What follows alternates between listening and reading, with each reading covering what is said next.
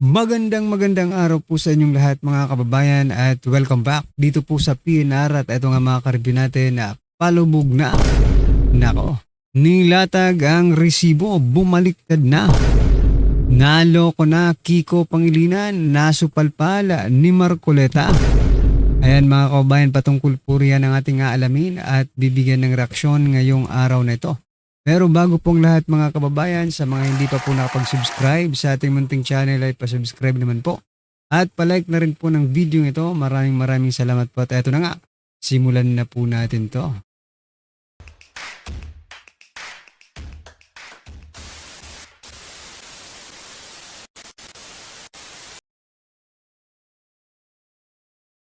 So yan mga kababayan, eto. Simulan po natin sa balitang ito. Nako, natutulog sa pansitan si Rimulya, no? Ayon po yan sa isang kongresista kasi wala pa pong napaparusahan na tiwali, no, sa ating gobyerno. Lalong-lalo na po dito sa flood control scandal na ito. Nako, nakakahiya ka Rimulya, puro ka lang press con. Ito mga kababayan, pakinggan po natin to. Kulong na tiwaling opisyal ayon kay Congressman Antonio Tino. Sinabi yan ni Tino sa deliberasyon ng budget ng Ombudsman. Nasa frontline ng balitang yan si Marian Enriquez.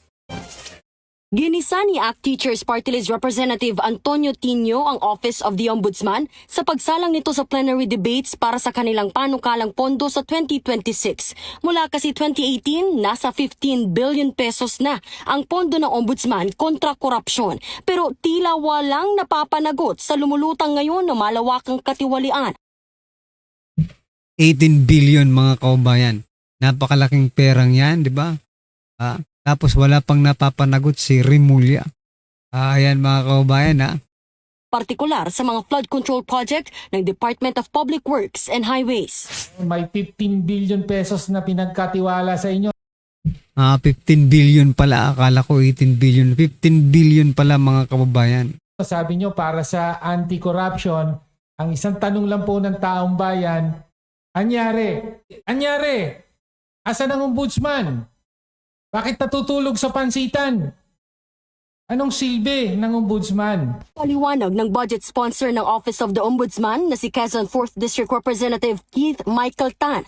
May gumugulong namang investigasyon ang ombudsman. Pero ang gusto po ng ombudsman hindi po ma-preempt yung kanilang investigasyon ay discreet po talaga ang kanilang pag-imbestiga. Wow, okay. So may mga discrete investigation pala ang ombudsman.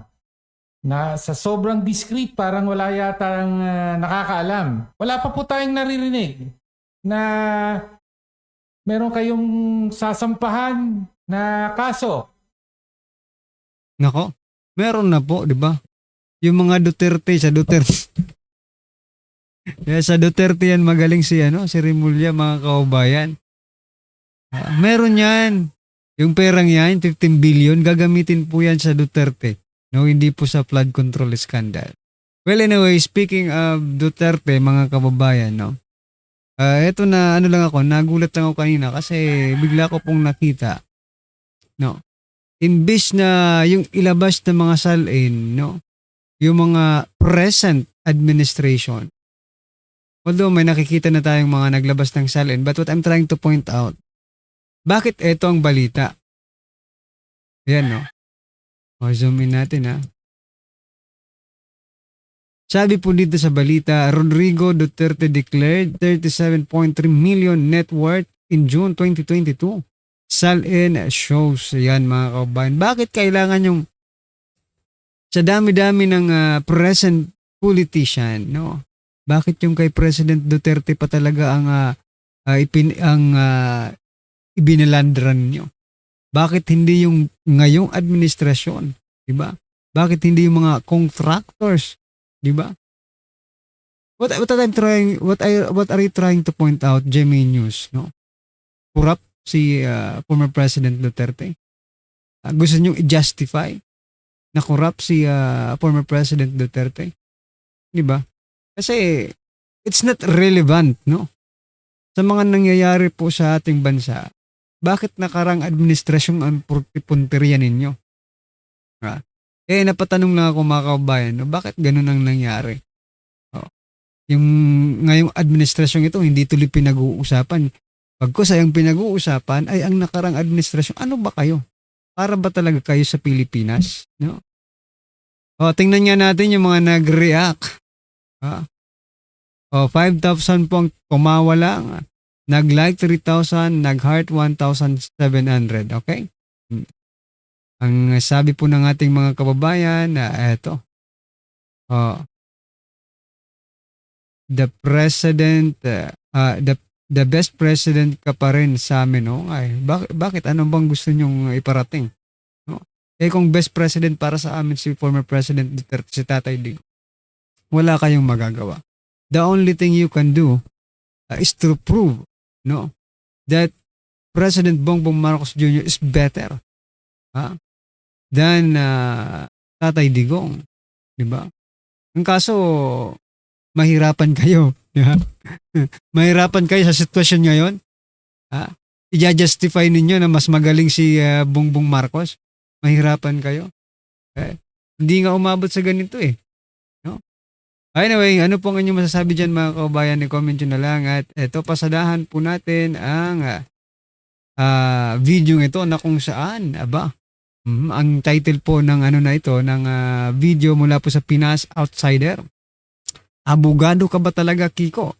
Marcoleta sinagot si Pangilinan, walang alam sa batas. Puro budget alam. Ayan mga kabayan, ito pakinggan po natin. Kamakailan lamang po ay merong isang tao na naging controversial dahil sa kanyang ginawang pagtestigo dito sa Blue Ribbon Committee. Ang pangalan niya po ay Orly Gutesa. Si Orly Gutesa po, kagaya po ng nalalaman na ng marami, kung hindi man lahat,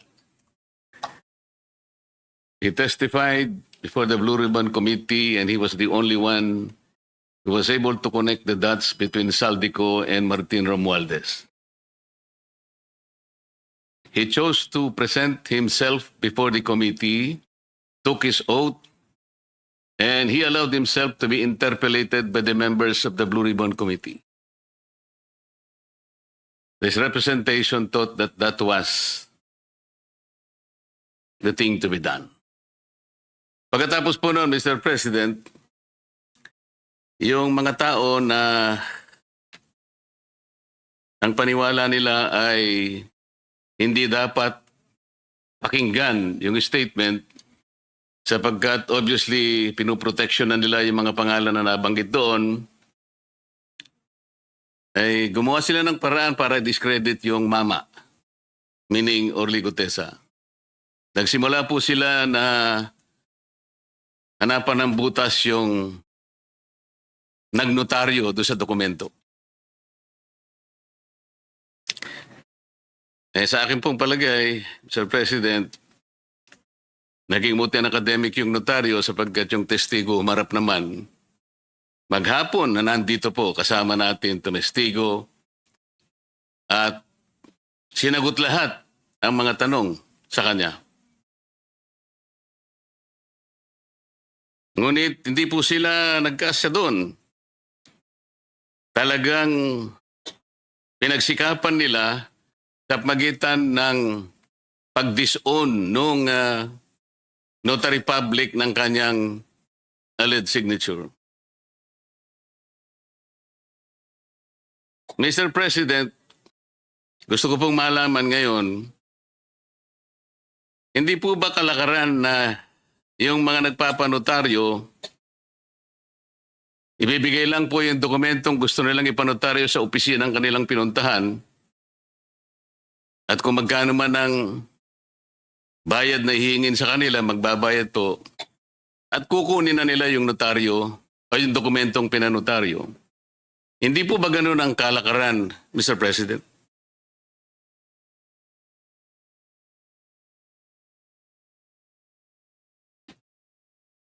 That is correct, Mr.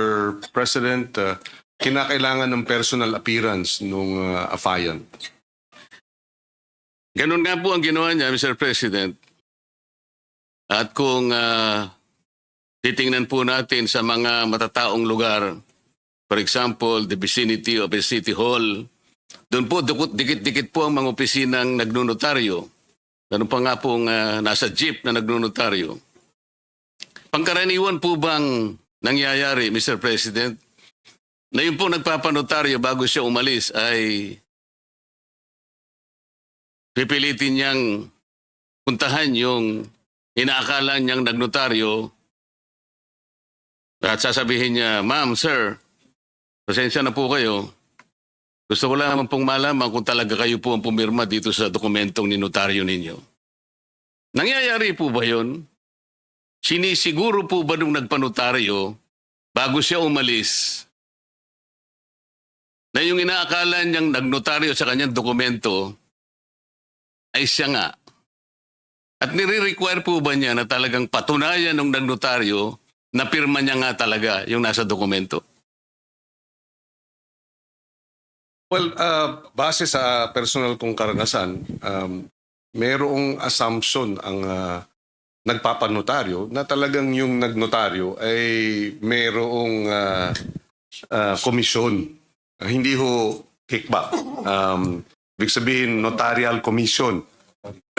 May authority. So, I agree na hindi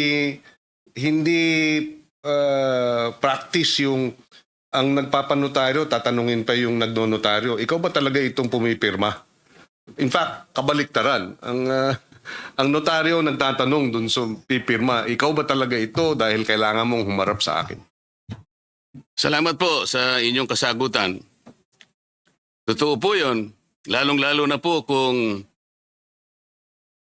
yung dokumentong sinasabi nila na pinalsipika ay meron naman pong notarial details. Ang ibig sabihin po, merong stampad na ginamit na kung saan po isinusulatan yung mga detalye ng notaryo at meron pa pong parte doon na kung saan na ilalagay mo yung numero ng dokumento, yung pahina, pati po yung bilang ng Book of Registry.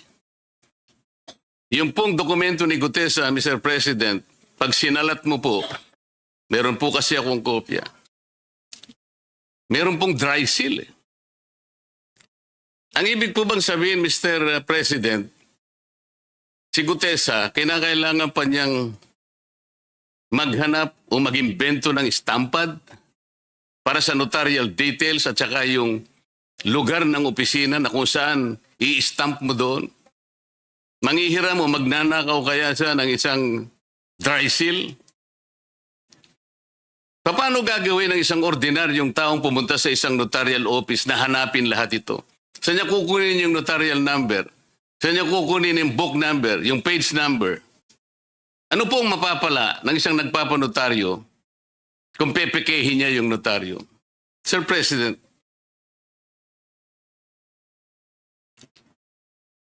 sa ordinaryong pangyayari po kailangan pa bang gawin ng isang Orly Gutesa yun?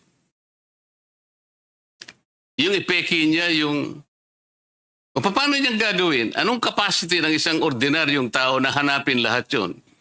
Sa konting oras na natitira sa kanya dahil kinabukasan kailangan makarating siya rito para personal siyang tetestigo. Ano po ang mapapala, Mr. President, ni Orly Gutesa kung ang kukunin niyang notaryo ay peke? Well, bilang abogado, if I may be allowed, clearly, ang merong, at the very least, ang dapat may pananagutan dun, yung pumeke, rather than si Ginoong Gutesa. In good faith, the way I see it, no, I could be mistaken dahil hindi naman natin nakausap personal si Mr. Gutesa. So this is really more speculative. In good faith, pumasok siya ron. Sinabi, magpapanotaryo, pinirmahan ni Ginoong Gutesa. At yun na nga, may stamp, may signature, may date, etc. So, kung merong may pananagutan dun, yung nameke. Kung totoo ang peke. At base ata sa findings ng executive judge ng RTC Branch 18 ay yung signature nga nung Espera ay falsified. So yung nag-falsify ng signature, yan may pananagutan po. Salamat po sa inyong sagot, Mr. President. Pangkaraniwan po kasi, sa haba at sa dami ng mga nagnonotaryo, hindi naman po talaga yung abogado o abogada ang pumipirma. Karaniwan po, meron silang staff, meron silang secretary, na sila lang ang pumipirma para sa kanilang principal. Palagay ko po ito, Mr. President, ay pangkaraniwan ang nangyayari. Ang biro nga po ngayon yung notarial services na nangyayari sa ating bansa already transitioned into a cottage industry. Tama po ba yung observation, Mr. President? In practice po, maaaring ang sabihin na nangyayari yan. Pero hindi pa rin sabihin na nating legal. In other words, yung pagde-delegate ng notarial services sa isang staff is against the law. At according to our court administrator, merong isinasagawang spot checking. Sino? Ang executive judge, Carl. Ang executive judge ng Maynila para madetermina kung talagang maayos yung dokumento, yung notarial registry ng mga notary, yung mga commission, notarial commissions. Kaya ko po binibigyan ng emphasis ito, Mr. President.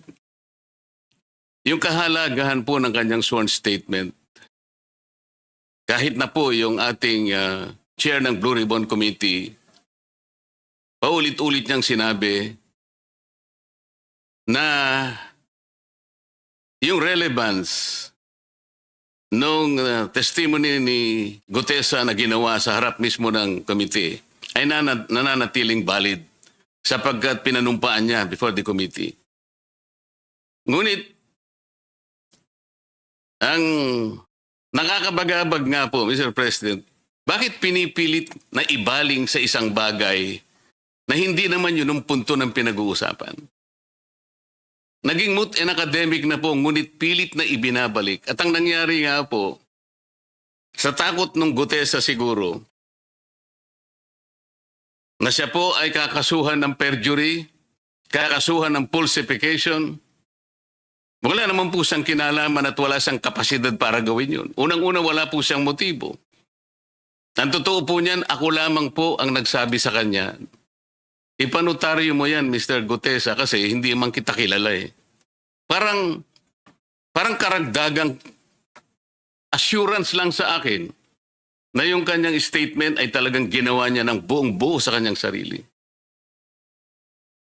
So yan mga kaubayan, ano pong inyong masasabi dyan sa mga pinakawalang mga salita, mga pahayag ni Senator Rodante Marcoleta. Samantala mga karibin natin, eto, palubog na po ang barko. Ayan na, palubog na po ang barko ni President Bongbong Marcos Jr. Dahil po, isa-isa na pong nagpupulasan or di man nagpupulasan ay tinatanggal ang kanyang mga gabinete. Ito, pakinggan po natin ang balitang ito. Nako, ito po mga kaubayan. Sabi po dito, after attempt to throw Executive Secretary Bersamin under the bus, Palace was shocked by his sudden expose. Ito. Kapit na kay si Executive Secretary Lucas Bersamin ay hindi naman daw po nagbitiw sa kanyang tungkulin. Nililiwanag po niya, sabi niya, "Ba teka, hindi ako nagbibitiw sa akin tungkulin bilang Executive Secretary. Hindi po siya kusang nag-resign." Sabi niya, may tumawag sa akin eh. Isa pong malapit na kaibigan at sinabi sa kanya na kailangan na siyang bumaba sa pwesto. Ang nagbigay ng mensahe ay hindi naman daw po taga Malacanang eh. Hapon, tinalakay po namin ni Nelson, yun hong pagbibitiw ni Executive Secretary Lucas Bersamin at saka itong si BBM Secretary Amena Pangandaman. Pero ang development sa araw na ito, teka lang, ano ho, si Executive Official ba ito?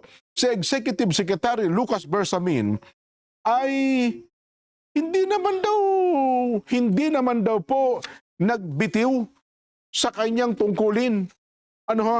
Meron tayong balita ukol sa bagay na yan at nililiwanag po niya, sabi niya, "Ba teka, hindi ako nagbibitiw sa akin tungkulin bilang executive secretary." Ito po yung istorya ng binabanggit nating puntos na yan, ano ha? Para na sa ganon ay makita natin ang konteksto, ano ha?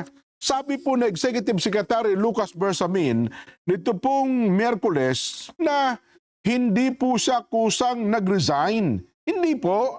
Ano ha? Sa isang panayam, ikinuwento po ni Bersamin ang, sabi niya, may tumawag sa akin eh.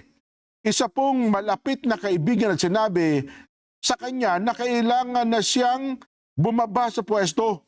At ayon sa kanya, ano ha, ang nagbigay ng mensahe ay hindi naman daw po taga Malacanang eh. Hindi naman daw po taga Malacanang ang nagsabi sa kanya. Pero pinagkakatiwalaan daw po ng palasyo para ihatid ang utos na iyon. At sinabi po ni Bersamin na hindi niya babanggitin kung sino ang taong iyon dahil nirerespeto niya ito. Ayun, no? Nirerespeto niya ito at matalik niya itong kaibigan.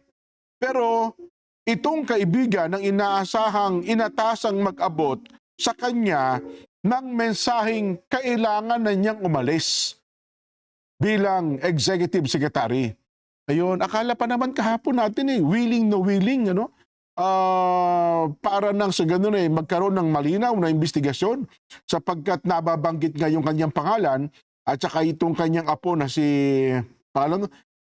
Adrian Bersamin.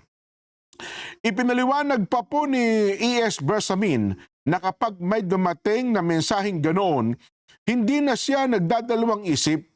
Sinabi niya na ang posisyon niya ay nakadepende sa tiwala ng Pangulo at hindi na raw po niya dinitali ang kabuuan ng pag-uusap nila ng kanyang kaibigan. Pero sinabi niyang wala siyang problema sa pagsunod sa utos na ito.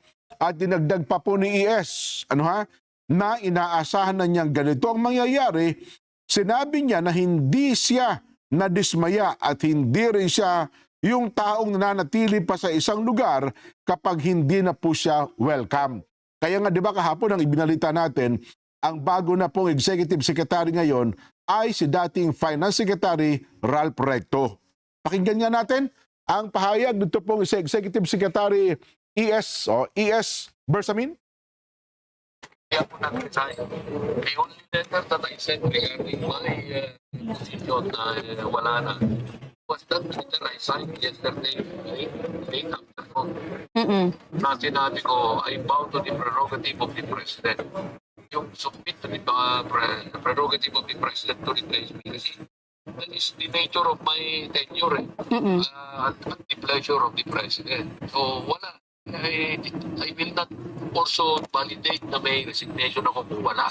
Somebody, a close friend of mine, at least as far as I know, on behalf in the morning, mga siguro before 12 o'clock, to tell me na I am to leave as executive secretary, exit na ako. So sabi ko, walang problema yan. I will accept that as only serving at the pleasure of the President. Hindi ko na tinanong. Dahil alam ko naman yan prerogative. Prerogative. The President does not need a reason. Correct. Yung impression na nag-resign ako, I never did resign. Ayun, ang tinig po ni E.S. So yan mga kaubayan, ang problema nga dito, bakit pinalabas ni Jose Claire Castro na nag-resign? Si Executive Secretary Lucas Bersamin, gayong hindi pala ito nag-resign mga kaubayan, kumbaga sinibak ito.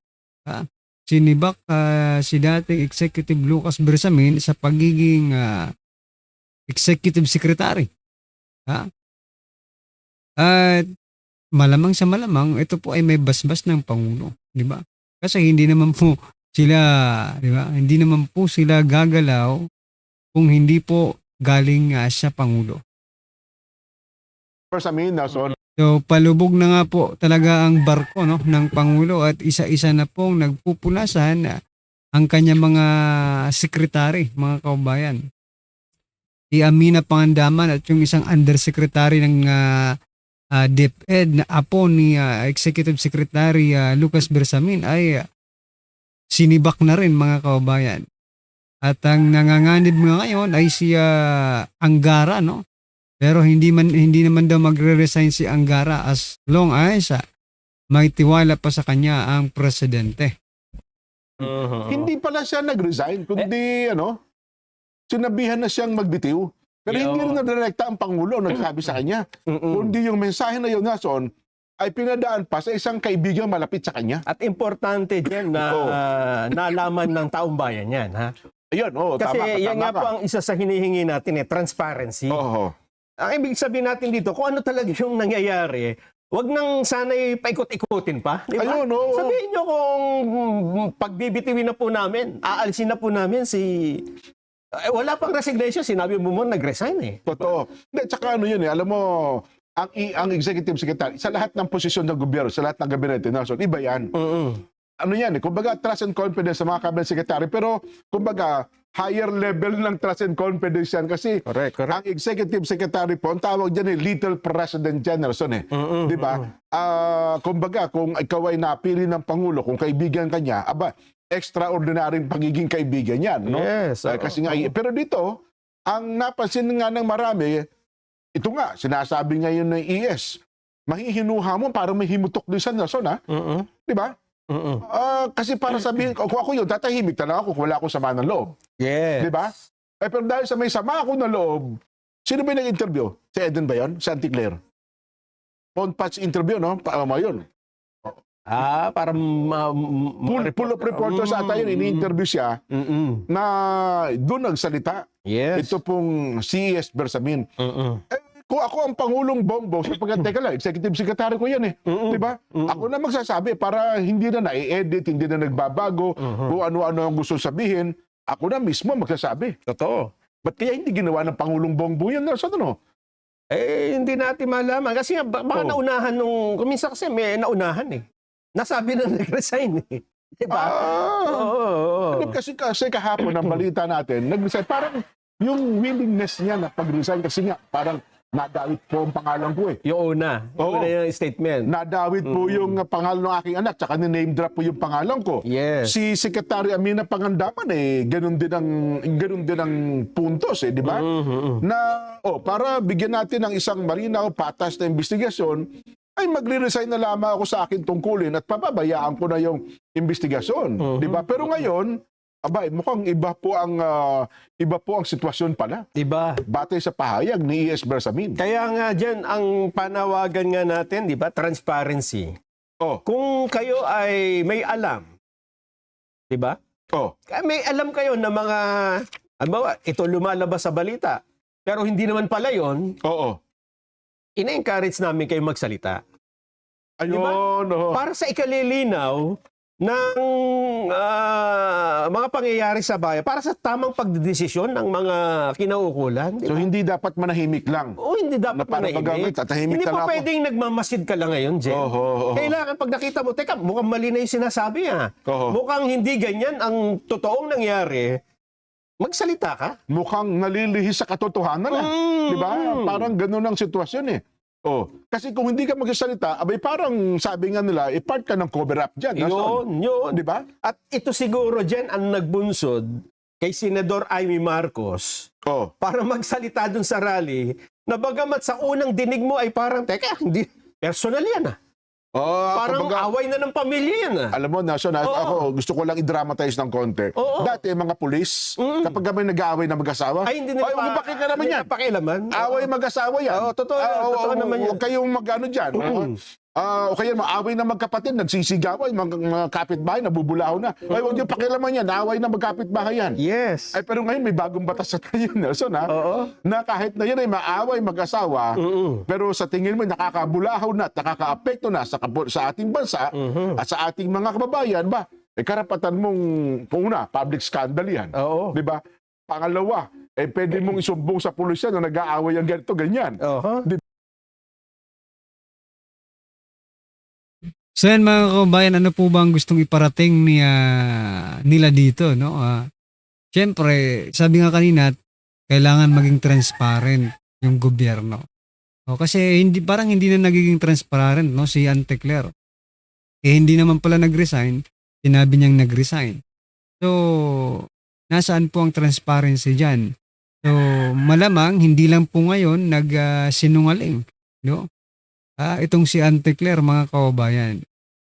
Sabi ko nga, dapat manumpa dapat ito si Antecler bago magsalita. Para at least, di ba? May accountability na nakaatang sa kanyang mga bibig, yung kanyang bunganga, di ba? Kasi parang ngayon, di ba? Napapansin natin walang accountability po itong si Antecler. Basta makabanat lang ng banat without even having a proof, evidence, no? To justify yung kanyang mga sinasabi. So ayan mga kababayan, ano po ang inyong opinion, reaksyon patungkol po sa video ito? I-comment nyo na lang po sa baba. Maraming salamat po. Please don't forget to like the video. Maraming salamat po.